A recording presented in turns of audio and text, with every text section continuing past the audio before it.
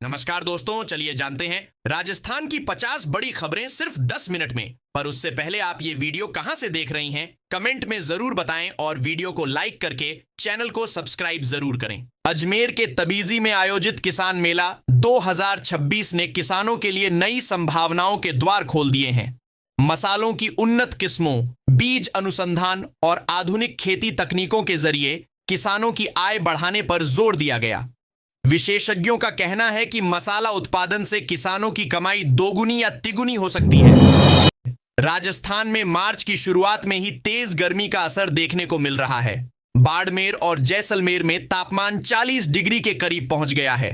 मौसम विभाग ने 10 और 11 मार्च को हीट वेव की चेतावनी जारी की है और लोगों को धूप से बचने की सलाह दी है। सरकारी तेल कंपनियों ने 7 मार्च से एलपीजी सिलेंडर की कीमतों में बढ़ोतरी कर दी है। राजस्थान में घरेलू गैस सिलेंडर 60 रुपये महंगा हो गया है, जबकि कमर्शियल सिलेंडर के दाम करीब 114 रुपये बढ़ गए हैं। जयपुर सहित कई शहरों में घरेलू सिलेंडर लगभग 916 रुपये में मिल रहा है। राजस्थान में रूफटॉप सोलर लगाने वाले उपभोक्ताओं को नई सुविधा मिलने जा रही है। अब सोलर प्लांट से बनने वाली अतिरिक्त बिजली को बैटरी में स्टोर किया जा सकेगा। इससे बिजली कटौती के समय भी घरों में बिजली उपलब्ध रहेगी और उपभोक्ताओं को अधिक लाभ मिलेगा।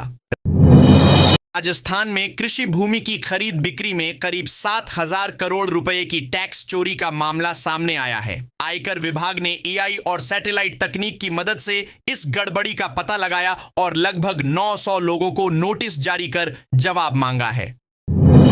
सरकार की वरिष्ठ नागरिक तीर्थ यात्रा योजना के तहत लगभग 1000 बुजुर्गों की आस्था यात्रा शुरू हुई है। मदार से तिरुपति के लिए विशेष ट्रेन को रवाना किया गया। यह यात्रा 6 दिनों की होगी और बुजुर्ग श्रद्धालु तिरुमला मंदिर के दर्शन करेंगे। कोटा बूंदी ग्रीनफील्ड एयरपोर्ट परियोजना का शिलान्यास हो गया है। प्रधानमंत्री नरेंद्र मोदी ने वर्चुअल संबोधन में कहा कि इस परियोजना से हाड़ौती क्षेत्र के विकास को नई गति मिलेगी और पर्यटन, व्यापार तथा रोजगार के अवसर बढ़ेंगे। मिडिल ईस्ट में चल रहे ईरान इजरायल युद्ध के कारण अंतरराष्ट्रीय व्यापार पर असर पड़ा है। इसके चलते राजस्थान के एक बड़े उद्योग को झटका लगा है और अनिश्चित परिस्थितियों को देखते हुए संबंधित उद्योग से जुड़े एक बड़े मेले को फिलहाल टाल दिया गया है।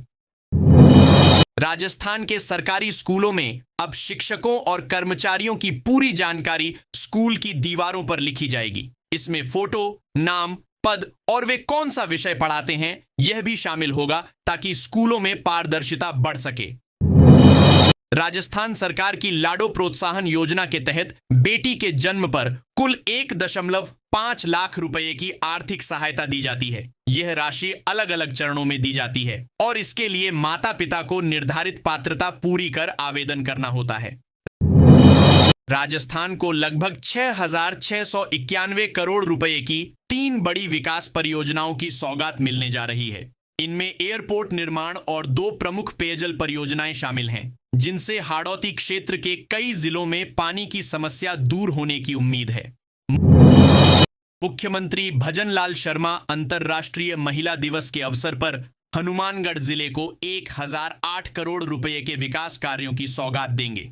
इस दौरान कई महत्वपूर्ण परियोजनाओं की आधारशिला रखी जाएगी, जिससे जिले के विकास को गति मिलेगी।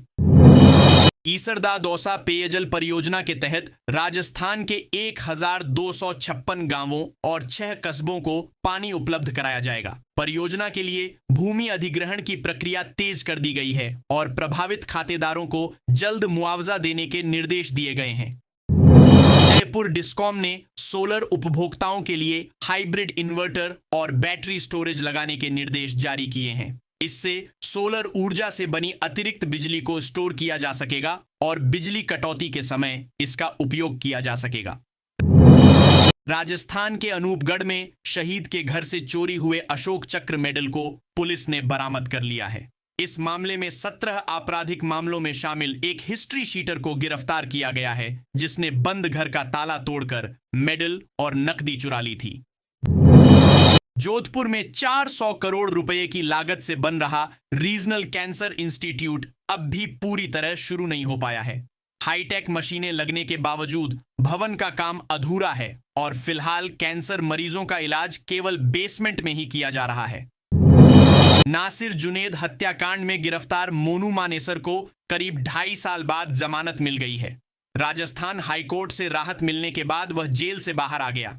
इस मामले में वह लंबे समय से जेल में बंद था और अदालत में सुनवाई के बाद उसे जमानत दी गई। राजस्थान की पूर्व मुख्यमंत्री वसुंधरा राजे एक बार फिर प्रदेश की राजनीति में सक्रिय दिखाई दे रही है।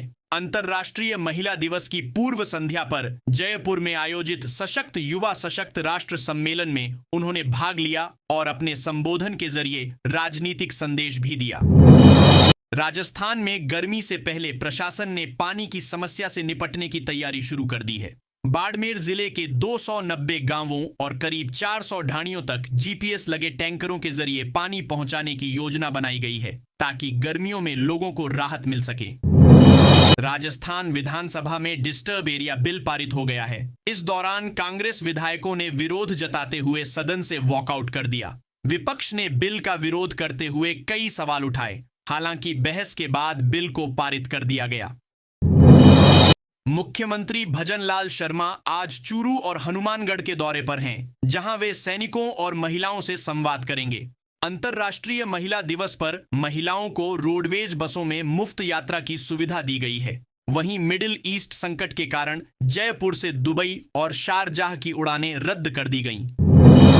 ग्वालियर के राजघराने से संबंध रखने वाली वसुंधरा राजे ने 1984 में राजनीति में कदम रखा था। 2 बार राजस्थान की मुख्यमंत्री रह चुकी राजे का प्रदेश की राजनीति में लंबे समय तक प्रभाव रहा है और आज भी उनके राजनीतिक प्रभाव को लेकर चर्चाएं जारी हैं। देश में महिलाओं में एनीमिया एक बड़ी स्वास्थ्य चुनौती बनता जा रहा है। राजस्थान में करीब 54.4% महिलाएं एनीमिया से प्रभावित बताई जा रही हैं, जो स्वास्थ्य विशेषज्ञों के लिए चिंता का विषय है और इससे निपटने के लिए विशेष प्रयास किए जा रहे हैं। राजस्थान विधानसभा की ओर से आयोजित मैत्री कप क्रिकेट टूर्नामेंट में विधायकों और पत्रकारों के बीच मुकाबला खेला गया। इस मैच में कई चौके छक्के देखने को मिले और खेल मंत्री राज्यवर्धन सिंह राठौड़ ने शानदार प्रदर्शन करते हुए शतक भी लगाया। शेयर बाजार में गिरावट का दौर जारी है और पिछले 5 दिनों में सेंसेक्स करीब 3,300 अंक तक गिर चुका है। इस गिरावट के कारण निवेशकों के लगभग 19 लाख करोड़ रुपए डूब गए हैं और विशेषज्ञों का मानना है कि बाजार में उतार चढ़ाव अभी जारी रह सकता है। राजस्थान में पंचायत चुनाव से पहले आरक्षण को लेकर नई मांग सामने आई है। टीएसपी क्षेत्र के लबाना समाज ने पंचायत चुनाव में 5% आरक्षण की मांग की है और सरकार से इस पर जल्द निर्णय लेने की अपील की है। T20 वर्ल्ड कप फाइनल में भारत की जीत की कामना को लेकर करीब 500 बच्चों ने हनुमान चालीसा का पाठ किया। बच्चों ने बैट, बॉल और स्टंप के साथ पूजा कर टीम इंडिया की जीत के लिए हनुमान जी से प्रार्थना की। इजरायल और ईरान के बीच चल रहे युद्ध का असर राजस्थान के उद्योगों पर भी पड़ रहा है। अलवर के कई उद्योगों को अमेरिका और यूरोप से मिलने वाले ऑर्डर रुक गए हैं, जिससे करीब 80 करोड़ रुपए का निर्यात प्रभावित बताया जा रहा है। राजस्थान के बीकानेर की 90 वर्ष से अधिक उम्र की धाविका पानी देवी ने एशियन मास्टर्स एथलेटिक्स में 4 स्वर्ण पदक जीतकर सभी को प्रेरित किया है। कठिन परिस्थितियों में भी उन्होंने खेल के प्रति अपना जुनून बनाए रखा और शानदार उपलब्धि हासिल की। राजस्थान हाई कोर्ट ने एक अहम आदेश देते हुए मेटा को सोशल मीडिया से एक पोस्ट तुरंत हटाने के निर्देश दिए हैं। मामला एक मासूम बच्ची से जुड़ा है, जिसकी पहचान उजागर होने से परिवार को खतरा पैदा हो गया था। कोर्ट ने निजता और सुरक्षा को सर्वोपरि मानते हुए सख्त रुख अपनाया। जयपुर में भर्ती प्रक्रिया के दौरान एक बड़ा फर्जीवाड़ा सामने आया है। आरोप है कि कुछ लोगों ने नौकरी पाने के लिए मेडिकल जांच में भी डमी कैंडिडेट भेज दिया। सवाई मानसिंह अस्पताल में जांच के दौरान यह मामला पकड़ा गया, जिसके बाद प्रशासन ने पूरे प्रकरण की जांच शुरू कर दी है। राजस्थान चतुर्थ श्रेणी भर्ती 2024 के लिए दस्तावेज सत्यापन का संशोधित कार्यक्रम जारी कर दिया गया है। नई तारीखों के अनुसार यह प्रक्रिया 11 मार्च से शुरू होगी। अभ्यर्थियों को निर्धारित तिथि और स्थान पर अपने मूल दस्तावेज लेकर उपस्थित होना होगा, ताकि आगे की भर्ती प्रक्रिया समय पर पूरी की जा सके। महर्षि दयानंद सरस्वती यूनिवर्सिटी के उपकुल सचिव का मोबाइल फोन हैक होने का मामला सामने आया है। हैकर उनके नाम से परिचितों और कर्मचारियों को मैसेज भेजकर 40,000 रुपए की मदद मांग रहा था। शक होने पर लोगों ने मैसेज को विश्वविद्यालय के व्हाट्सएप ग्रुप में साझा किया और मामला उजागर हुआ। अजमेर की जयपुर रोड को सुंदर बनाने के लिए लगभग 9 करोड़ रुपए की परियोजना शुरू की गई है। इस योजना के तहत सड़क के किनारे 18 छतरियां और 10 फव्वारे लगाए जाएंगे। कार्यक्रम का शुभारंभ विधानसभा अध्यक्ष वासुदेव देवनानी ने किया और शहर के विकास पर जोर दिया। मोहन भागवत ने कहा कि मौजूदा समय दुनिया के लिए काफी चुनौतीपूर्ण है। उन्होंने समाज में सद्भाव और एकता बनाए रखने की जरूरत पर जोर दिया। उनका कहना था कि विभाजन की स्थिति के कारण ही दुनिया में संघर्ष बढ़ रहे हैं और कई देशों के बीच युद्ध जैसे हालात बन गए हैं। राजस्थान सरकार ने दंगा प्रभावित क्षेत्रों में संपत्ति की खरीद फरोख्त पर रोक लगाने के लिए नया कानून पास किया है। Rajasthan disturbed areas protection bill 2026 के तहत ऐसे इलाकों को डिस्टर्ब्ड एरिया घोषित किया जा सकेगा और वहां 3 साल तक संपत्ति के लेन देन पर नियंत्रण रहेगा। चित्तौड़गढ़ जिले के रावतभाटा के रहने वाले अनुज अग्निहोत्री ने यूपीएससी परीक्षा में ऑल इंडिया रैंक 1 हासिल कर बड़ी सफलता हासिल की है। AIIMS से पढ़ाई करने वाले अनुज ने कड़ी मेहनत और अनुशासन को अपनी सफलता का आधार बताया, जिससे पूरे प्रदेश में खुशी का माहौल है। राजस्थान के सर्राफा बाजार में सोने और चांदी की कीमतों में गिरावट दर्ज की गई है। चांदी करीब 3,000 रुपये प्रति किलो सस्ती हुई, जबकि सोना लगभग 2,000 रुपये प्रति 10 ग्राम कम हो गया। नई दरों के अनुसार चांदी 2,57,700 रुपये प्रति किलो और 24 कैरेट सोना 1,58,250 रुपये प्रति 10 ग्राम दर्ज किया गया। अंतर्राष्ट्रीय महिला दिवस के अवसर पर राजस्थान सरकार ने महिलाओं को रोडवेज बसों में मुफ्त यात्रा की सुविधा देने की घोषणा की है। 8 मार्च तक महिलाएं साधारण और एक्सप्रेस बसों में बिना किराया दिए यात्रा कर सकेंगी। हालांकि एसी और वोल्वो बसों में यह सुविधा लागू नहीं होगी। डीडवाना जिले में बिजली विभाग ने बकाया बिलों की वसूली के लिए विशेष अभियान शुरू किया है। करीब 5 करोड़ रुपए की वसूली के लिए टीमें घर घर और दफ्तरों तक पहुंचेंगी। यदि 15 दिनों के भीतर बकाया बिल जमा नहीं किया गया तो बिजली कनेक्शन काटने की चेतावनी दी गई है। टोंक जिले में 2 पक्षों के बीच विवाद के बाद तनाव की स्थिति बन गई। दोनों तरफ से जमकर पत्थरबाजी हुई, जिससे इलाके में अफरा तफरी मच गई। सूचना मिलने पर पुलिस मौके पर पहुंची और स्थिति को नियंत्रित करने की कोशिश की। खवासपुरा क्षेत्र में जंगली जानवर के हमले से 3 लोग घायल हो गए। घटना के बाद इलाके में दहशत का माहौल है। ग्रामीणों ने वन विभाग से इलाके में गश्त बढ़ाने और हमलावर जानवर को पकड़ने की मांग की है, ताकि भविष्य में ऐसी घटनाओं को रोका जा सके। राजस्थान के सीकर जिले में शनिवार सुबह करीब 6:32 बजे भूकंप के झटके महसूस किए गए। इसकी तीव्रता 3.5 मापी गई। सीकर के खाटू श्यामजी, राणोली, फतेहपुर और लक्ष्मणगढ़ सहित कई इलाकों में लोग घरों से बाहर निकल आए। हालांकि किसी बड़े नुकसान की सूचना नहीं मिली है। मिडिल ईस्ट में जारी तनाव के बीच अमेरिका के रक्षा मंत्री पीट हेग्सेट ने कड़ी चेतावनी दी है। उन्होंने कहा कि अगर किसी ने अमेरिकी नागरिकों को निशाना बनाया तो उसे गंभीर परिणाम भुगतने होंगे। इस बयान के बाद क्षेत्र में पहले से चल रहा तनाव और बढ़ गया है। मिडिल ईस्ट में अमेरिका, ईरान और इजराइल के बीच संघर्ष लगातार तेज होता जा रहा है। युद्ध को लगभग 10 दिन हो चुके हैं और कई इलाकों में भारी तबाही की खबरें हैं। तेहरान में हुए हमले में कई नागरिकों की मौत की जानकारी सामने आई है और दोनों पक्षों की बयानबाजी जारी है।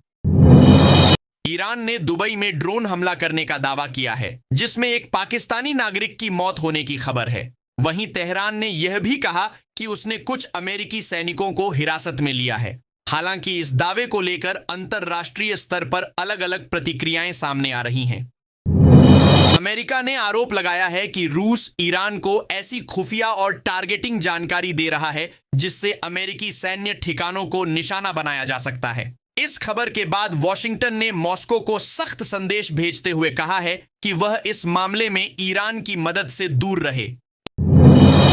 ईरान की सुप्रीम नेशनल सिक्योरिटी काउंसिल के सचिव अली लारिजानी ने दावा किया है कि युद्ध शुरू होने के बाद कई अमेरिकी सैनिकों को बंदी बनाया गया है। उन्होंने अमेरिका पर अपने सैनिकों को लेकर सच्चाई छिपाने का आरोप लगाया। हालांकि अमेरिकी कमान ने इन दावों को नकार दिया।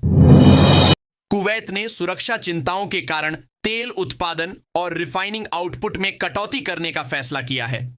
अधिकारियों का कहना है कि स्ट्रेट ऑफ हॉर्मुज से तेल टैंकरों की आवाजाही प्रभावित हो रही है, जिससे वैश्विक ऊर्जा बाजार पर असर पड़ सकता है।